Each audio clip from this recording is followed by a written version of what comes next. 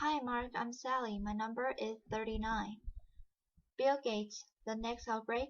We are not ready. 1 million views. April 2015. When I was a kid, the disaster we worried about most was a nuclear war. That's why we had a barrel like this down in our basement, filled with cans of food and water. When the nuclear attack came, we were supposed to go downstairs, hunker down, and eat out of that barrel. Today, the greatest risk of global catastrophe doesn't look like this. Instead, it looks like this. If anything kills over 10 million people in the next few decades, it's most likely to be a highly infectious virus rather than a war. Not missiles, but microbes. Now, part of the reason for this is that we've invested a huge amount in nuclear deterrence, but we've actually invested very little in a system to stop an epidemic. We're not ready for the next epidemic. Let's look at Ebola. I'm sure all of you read about it in the newspaper. Lots of tough challenges. I followed it carefully through the case analysis tools we use to track polio eradication. And as you look at what went on, the problem wasn't that there was a system that didn't work well enough. The problem was that we didn't have a system at all. In fact, there's some pretty obvious key missing pieces. We didn't have a group of epidemiologists ready to go. Who would have gone, seeing what the disease was, seeing how far it had spread? These case reports came in on paper. It was very delayed before they were put online, and they were extremely inaccurate. We didn't have a medical team ready to go. We didn't have a way to prepare people. Now Medicine Sans Frontiers did a great job orchestrating volunteers, but even so, we were far slower than we should have been getting the thousands of workers into these countries. And a large epidemic would require us to have hundreds of thousands of workers. There was no one there to look at treatment approaches, no one to look at the diagnostics, no one to figure out what tools should be used. As an example, we could have taken the blood of survivors, processed it, and put that plasma back in people to protect them. But that was never tried. So there was a lot that was missing. And these things are really a global failure. The WHO is founded to monitor epidemics, but not to do these things I talked about. Now, in the movies, it's quite different. There's a group of handsome epidemiologists ready to go. They move in, they say the date, and that's just pure Hollywood. The failure to prepare could allow the next epidemic to be dramatically more devastating than Ebola. Let's look at the progression of Ebola over this year. About 10,000 people died, and nearly all were in the three West African countries. There's three reasons why it didn't spread more. The first is that there was a lot of heroic work by the health workers. They found the people and they prevented more infections. The second is the nature of the virus. Ebola does not spread through the air, and by the time you are contagious, Most people are so sick that they are bedridden. Third, it didn't get into many urban areas, and that was just luck. If it had gotten into a lot more urban areas, the case numbers would have been much larger. So next time, we might not be so lucky. You can have a virus where people feel well enough while they are infectious that they get on an a plane or they go to a market.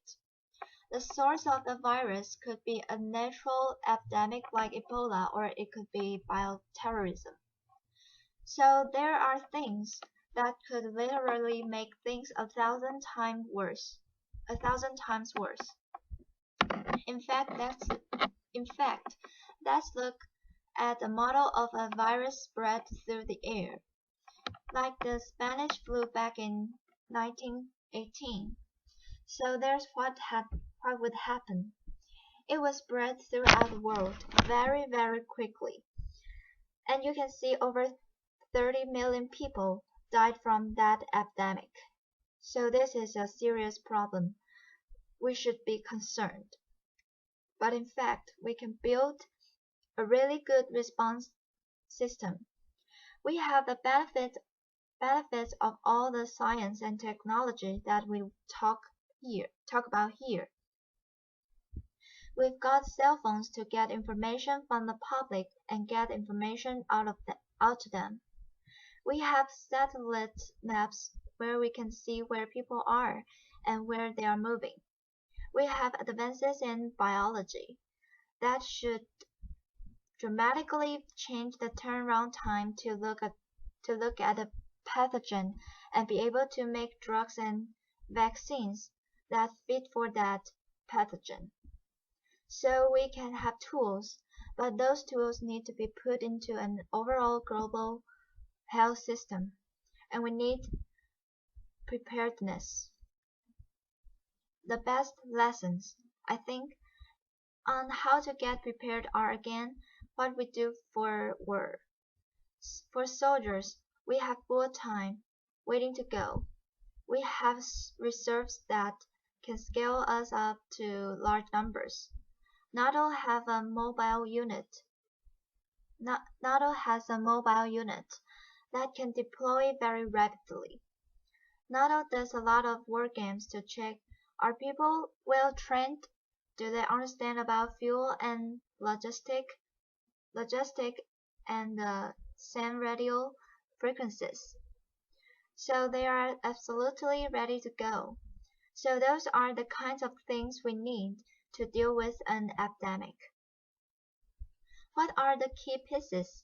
First, we need strong health systems in poor countries. That's where mothers can give birth safely, kids can get all their vaccines, but also where we'll see the outbreak very early on. We need a medical reserve corps. Lots of people who've got the training and background who are ready to go with the expertise.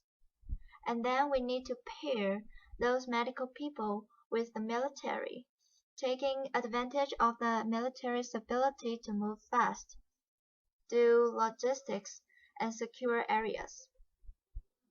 We need to do simulations, germ games, not war games, so that we see where the holes are. The last time a germ game was done in the United States was back in 2001, and it didn't go so well. So far the score is germs 1, people 0. Finally, we need lots of advanced R&D in areas of vaccines and diagnostics. There are some big breakthroughs like the adeno-associated virus that could work very, very quickly. Now I don't have an exact budget for what this would cost, but I'm quite sure it's very modest Compared to the potential harm, the World Bank estimates that if we have a worldwide flu epidemic, global wealth would go down by over $3 trillion and we'd have millions and millions of deaths. These investments offer significant benefits beyond just being ready for the epidemic. The primary healthcare, the R&D, those things would reduce global health equity and make the world more just as well as more safe. So I think this should absolutely be a priority. There's no need to panic. We don't have to hoard cans of spaghetti or go down into the basement, but we need to get going because time is not on our side. In fact, if there's one positive thing that can come out of the Ebola epidemic, that's that it can serve as an early warning, a wake-up call to get ready. If we start now, we can be ready for the next epidemic. Thank you. Applause.